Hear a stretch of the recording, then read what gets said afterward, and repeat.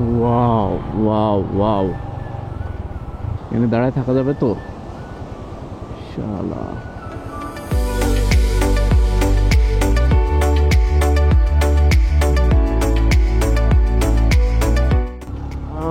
গাইতে পারতেছে না বাইক, অক্সিজেন লেভেল অনেক কম, অনেক কম। আবার একটা ওয়াটার ক্রসিং আসছে বিশাল। ও মাই গড, ও মাই গড।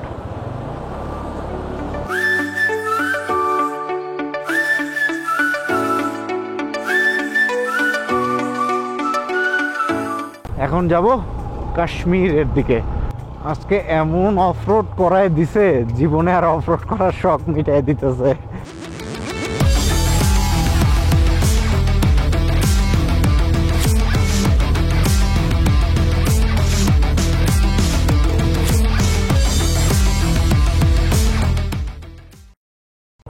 এগিয়ে যাচ্ছি সেই রাস্তা ধরে একটানা। অ্যান্ড হয়তো মাঝে মাঝে কারোর সাথে দেখা হচ্ছে আধা ঘন্টা পর পর, 20 মিনিট পর পর, কখনো কখনো 1 ঘন্টা পর পর। এর মধ্যে একটা মানুষ নাই, একটা কিচ্ছু নাই। এটা অবভিয়াসলি রিস্কি, এবং কোনো রকম কোনো নেটওয়ার্ক অনেকক্ষণ ধরেই নাই, কোনো ফোনে নাই। 2টা সিম, 2টা সিমের একটা সিমেও কোনো রকম কোনো নেটওয়ার্ক নাই। টোটাল 5 ঘন্টা, টোটাল 10 ঘন্টা লাগার কথা যদি 200 কিলোমিটার পুরোটা অফ রোড হয়। 200 কিলোমিটার হয়তো পুরোটা অফ রোড না, পুরোটা অফ রোড হইলে তো মারা যাবো আজকে মনে হচ্ছে। এবার ক্লান্তি চলে আসছে, একটু কোথাও বসে রেস্ট নিতে পারলে খুব ভালো হইতো, কিন্তু একা একা বসার আসলে সাহস পাচ্ছি না। রিমোট এরিয়া, না আছে নেটওয়ার্ক, না আছে কিছু, বসবো যে ওই অপশনটাই নাই। বাইকের উপরে বসে রানিংয়েই থাকতে হবে, এটাই সবচেয়ে সেফেস্ট ওয়ে নিজেকে সেফ রাখার জন্য। কয়টা বাজে? 12:30।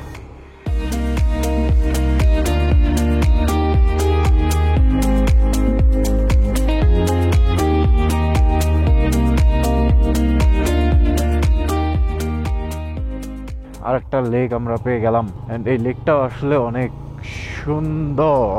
তবে একটা মাতবাড়ি করতে যায় মন মেজাজ খুব খারাপ হয়ে গেছে ভাই। মানে হয়েছে কি, একটা ছোট্ট পাসিং ছিল, ওয়াটার ক্রসিং ছিল, এত ডিপ বুঝতে পারি নাই। পুরা চাকা একটা ঢুকে গেছে, ঢুকে যে আর চাকা চলতেছে না, আটকায় গেছে। পরে 2 পায়ে নামাইতে হয়েছে, এই পায়ের মোজাও ভিজে গেছে, এই পায়ের মধ্যে তো মোটামুটি 5 কেজি পানি ঢুকছে। এখন যে কি অসহ্য লাগতেছে ভাই, উফ, আর কিছু ভালো লাগতেছে না। এই পানি আর যে ঠান্ডা, এই ঠান্ডায় এই পানি, উফ, সহ্য করা খুব মুশকিল হয়ে যাচ্ছে। আরে পানিটা কেন ঢুকলো? সব ঠিক ছিল, আর আমি কেন যে রেইনকোটটা পরে নিলাম না। এখন নিজের উপরে আফসোস হচ্ছে, বিরক্ত হচ্ছে আর কি। এই লেকের একটা ড্রোন শট তো নেওয়া উচিত, কারণ আগের লেকটার নেই, এই লেকটার অবভিয়াসলি নেওয়া উচিত।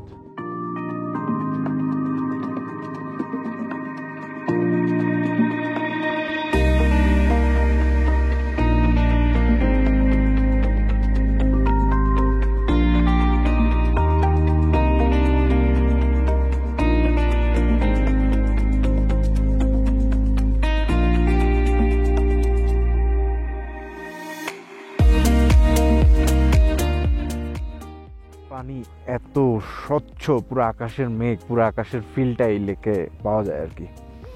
যাই হোক, নিলাম ড্রোন শট, বেশ ভালো এসেছে আশা করতেছি।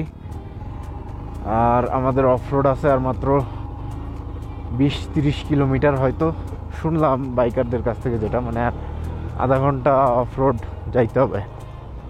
ও লেকটা এত সুন্দর ভাই, ওইখান থেকে সুন্দর ছবি আসবে লেকের। তো আমি দেওসাইয়ের সামনে চলে আসছি, মানে দেওসাই লেখার সামনে একটা সেলফি নিয়ে নিলাম। ওকে, অ্যান্ড সামনে দেখেন ওই যে সেই পর্বতটা দেখা যাচ্ছে, যেটা আমরা চায়না কারাকোরাম হাইওয়ে থেকে দেখছিলাম।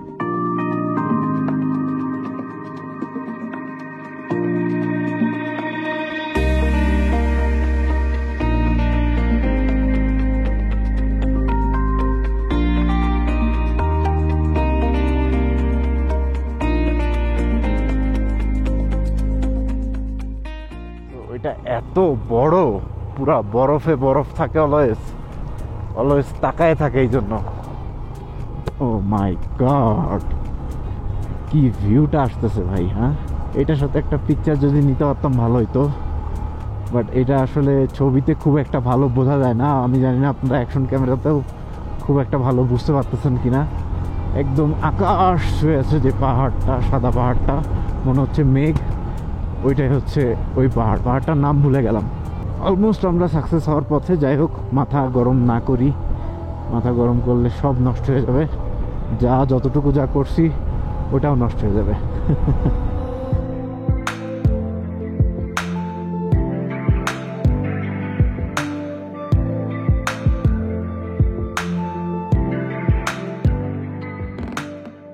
রাইড করতে করতে আমি অলমোস্ট অনেক বেশি ক্লান্ত, বাট তারপরও এই ধরনের ভিউগুলো দেখতে এত বেশি ভালো লাগতেছে। 1:35 বাজে, মানে আমি অলমোস্ট 5 ঘন্টা ধরে রাইড করব 2টা বেজে গেলে, মানে 5 ঘন্টা ধরে অফ রোডে। বাইকার ভাই বললো আধা ঘন্টা পরে শেষ হয়ে যাবে। 45 মিনিট হইতে গেল, এখনও তো শেষ হয় না ভাই। আর কতক্ষণ? ম্যাপে কি বলে? ম্যাপে বলে হচ্ছে 5 কিলোমিটার পরে একটা টার্ন আছে, তাহলে কি ওই টার্ন?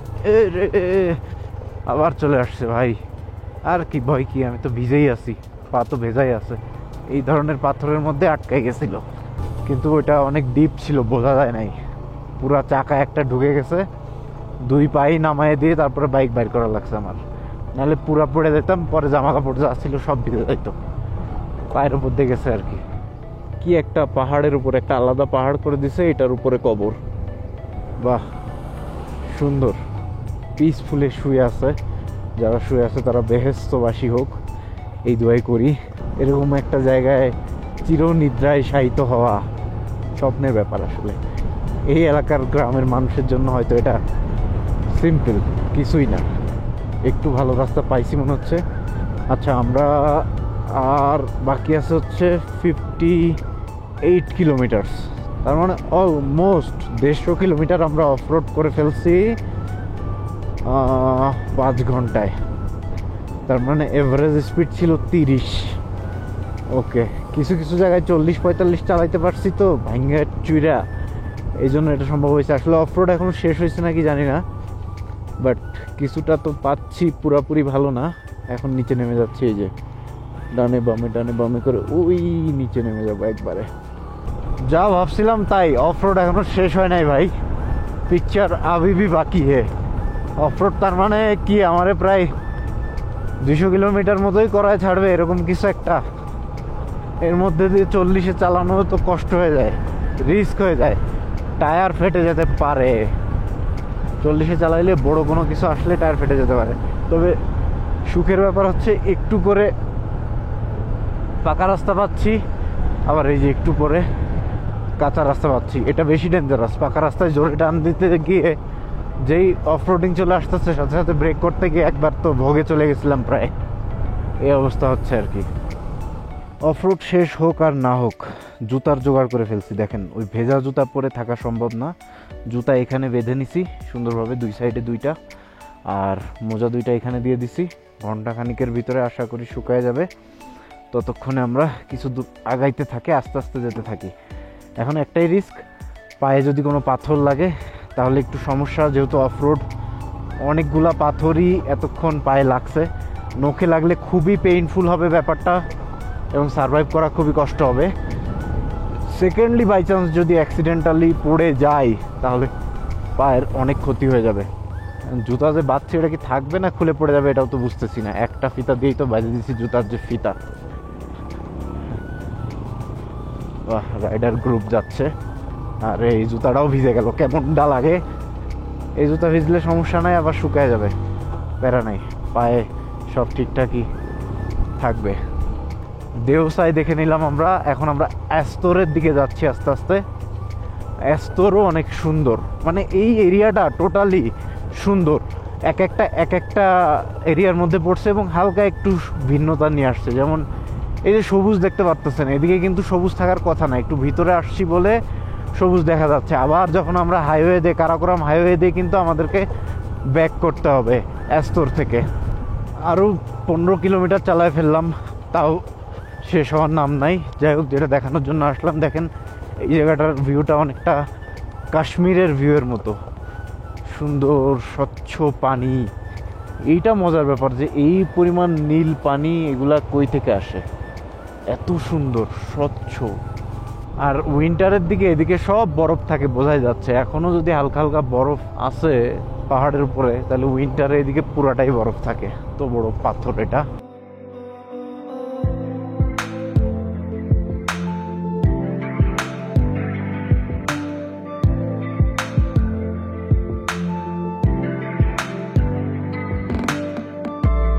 এত সুন্দর জায়গা ক্রস করতেছি ভাই, দেখেন জাস্ট, ও মাই গড। পুরো মনে হচ্ছে কাশ্মীরের সোনমার্গ থেকে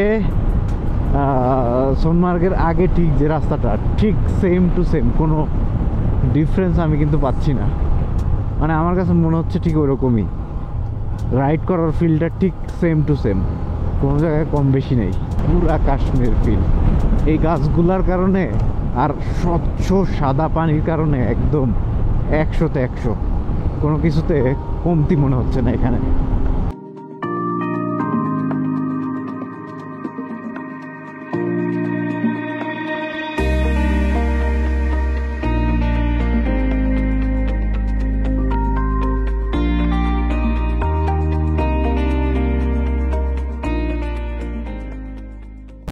এবার কি হবে ভাই, আবার একটা ওয়াটার ক্রসিং আসছে বিশাল। ও মাই গড, ও মাই গড।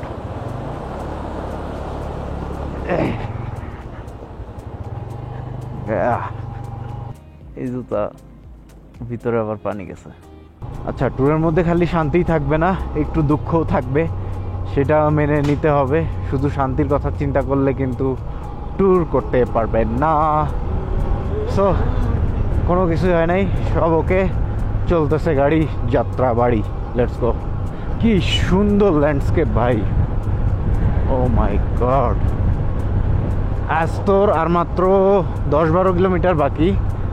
এস্তর তো অনেক সুন্দর, যাক। তবে লাকিলি অনেকগুলা জায়গা টাচ করে ফাইনালি স্কারদু থেকে বের হয়ে যাচ্ছি। আমরা ডিরেক্টলি এখন যে উঠবো হচ্ছে কারাকোরাম হাইওয়েতে। অলমোস্ট আস্তর থেকে কারাকোরাম হাইওয়ে 1 ঘন্টা লাগবে যাইতে। তো 3:30টার মধ্যে আস্তর পৌঁছে যাব, তারপরে হয়তো 4:30টার মধ্যে কারাকোরাম হাইওয়েতে আমরা পৌঁছে যাব। তো গিলগিটের একটু আগে এসে এটা মিলবে। মানে কারাকোরাম হাইওয়েতে তো প্রচণ্ড গরম ভাই, এই গরমটা আমি চাচ্ছি যে একটু বিকাল বিকাল টাইমে পার করতে। এখন হচ্ছে 3:17 বাজে।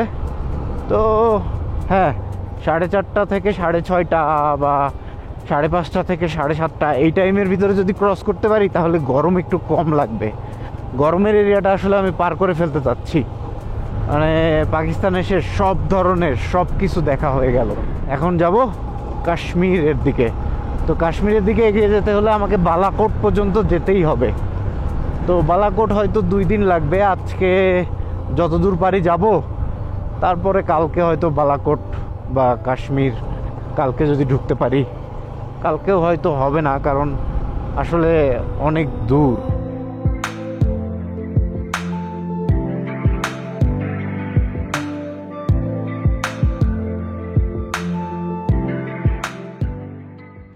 অফরোডই শেষ হচ্ছে না, আরও অনেক জিনিস আছে। স্কারদু তো চাইলে 1 মাসেও কমপ্লিট করা সম্ভব না, এরকম কিছু জায়গা আছে। যেরকম আমি যদি বলি লাদাখ, লাদাখ তো চাইলে 1 মাসেও কমপ্লিট করা সম্ভব না। বাট কমন একটা এরিয়া থাকে, যে এরিয়াটা যে কেউ 7 দিনে 10 দিনে কমপ্লিট করতে পারে। তো আমি সেটাই স্কারদুর কমপ্লিট করছি, করে এই যে এখন বের হয়ে যাব আমরা। তার মানে এখন এস্তর বাজারে আছি। এস্তর মানেই হচ্ছে অফরোড, ঠিক আছে? এই কারণে দেখেন এস্তর বাজারটাও পুরো অফরোড। এখানে অনরোডের কোনো কারবারই নেই। এখন পর্যন্ত শান্তি দিল না আমাকে এই অফরোড থেকে অনরোড হওয়ার। সেই কয়টা থেকে 9টা থেকে রাইড করতেছি, এখন 3:45 মিনিট হয়তো সর্বোচ্চ ব্রেক, এদিক ওদিক, ফটো, ক্যামেরা, ছবি, ভিডিও এইসব করছি। বাট 6 ঘন্টা একটানা রাইড করছে অফরোডে।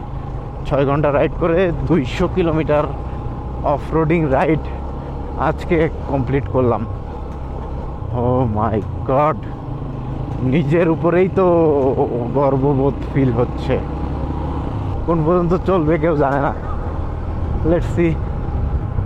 এটা কারাকোরাম হাইওয়ে পর্যন্ত চলতে পারে, তাহলে আরও 50 কিলোমিটার অফ রোড চালাইতে হবে আর কি। আমরা কিন্তু কারাকোরাম হাইওয়ে থেকে আর মাত্র 30 থেকে 35 কিলোমিটার দূরে আছি এবং এখন দেখেন সবুজের সমারোহ কিন্তু আর নাই।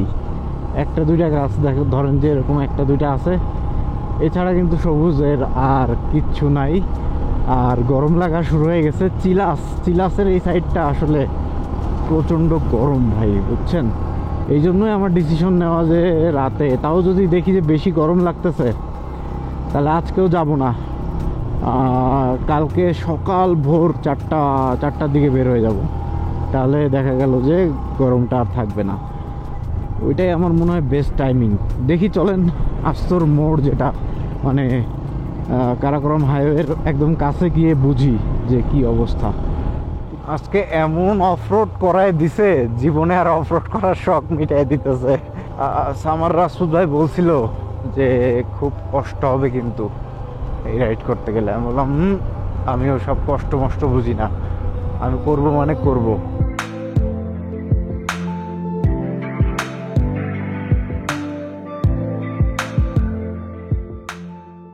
বাবা রে, রোদ পড়লে তো তাকানোই যাচ্ছে না।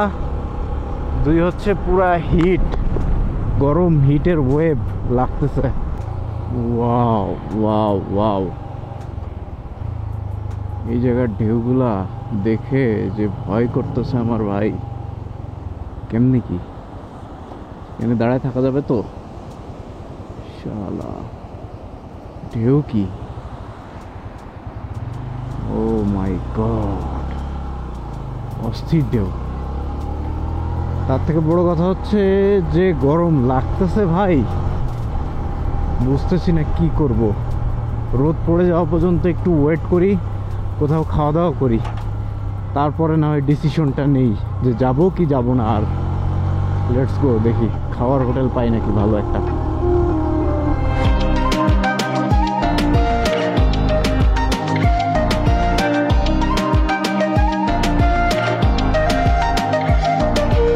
এস্তর আমরা চলে আসছি। কোন দিকে যাব নির্দেশনা দেওয়া নাই কেন?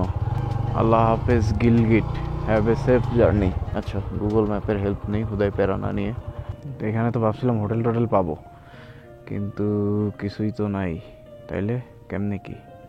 তো পথে দুই ভাইয়ের সাথে দেখা হয়ে গেল। ভাইরা হচ্ছে ইসলামাবাদ থেকে আসছে। भाई आपका नाम क्या है? अंकुर खान। अच्छा, आपका? मेरा नाम धर्मत किधर से आल है। সাথী পেয়ে গেছি, এখন একটু ভালো লাগতেছে। রাস্তায় সাথী থাকে আসলে, ট্যুরে যদি বের হন রাস্তায় সাথী পাওয়া যায়।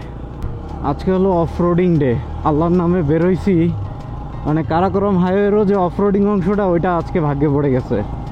কারাকোরাম হাইওয়েরও প্রায় 30-35 কিলোমিটার ভাঙাচোরা। যাই হোক, যতই অফরোডিং আসুক আমাকে তো থামাতে পারবে না। যাই আস্তে আস্তে, তাহলে চিলাসে গিয়ে দেখা হচ্ছে। এই কারাকোরাম হাইওয়ের ভাঙা অংশ আর আপনাদেরকে দেখিয়ে লাভ নেই, চলেন।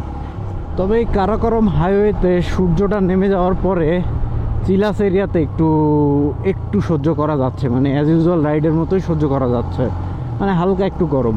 কিন্তু যখন সূর্যটা থাকে, যেদিন আসছিলাম ভাই, ওই দিন এত গরম লাগছিল, মানে মনে হচ্ছিল যে সব সিদ্ধ হয়ে গেল।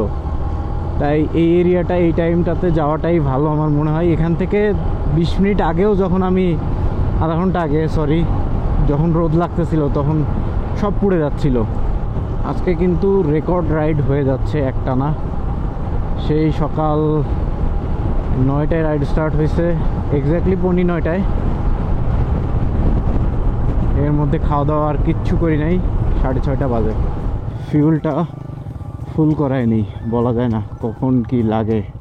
এখানে তো আসলে ফিউল থাকে না। 2000 दे दो। 2000 फुल हो जाएगा? नहीं होगा। 2000-এ ফুল হয়ে গেছে, প্রায় 7.5 লিটার মতন ঢুকছে। অ্যান্ড এখন আমরা চিলাস শহর ক্রস করতেছি। চিলাস শহর ক্রস করেও চলে যাব, কারণ আসলে চিলাসে অনেক গরম, এখানে চিলাসে থাকতে পারবো না। ভাইরাও ডিসিশন নিছে যে চিলাসে থাকতে পারবে না, তাই এখন ডিসিশন হচ্ছে বাবুসার টপ যেটা আমরা অতিক্রম করছিলাম ওটাতে যাওয়ার ট্রাই করব। ওটা নাকি বন্ধ করে দেয় অন্ধকার হয়ে গেলে, তো দেখতেছি। বাবুসারটা ক্রস করতে পারলেই আর গরম নাই, ঠান্ডা। তো এই চিলাস শহরটা ভাই খুবই গরম পাকিস্তানের মধ্যে। আপনারা যদি সার্চ দেন ওয়েবে দেখতে পাবেন প্রচণ্ড গরম থাকে, 45 ডিগ্রি, 50 ডিগ্রি, 40 ডিগ্রির ওপরেই থাকে অলওয়েজ। টাইম হচ্ছে এক্স্যাক্টলি 7:20। আমরা বাবুসার টপ থেকে প্রায় আরও 30 কিলোমিটার দূরে আছি। যেতে যেতে অন্ধকার হয়ে যাবে, যেটা বলতেছিলাম ওইটাই। হয়তো আলো পাবো আর সর্বোচ্চ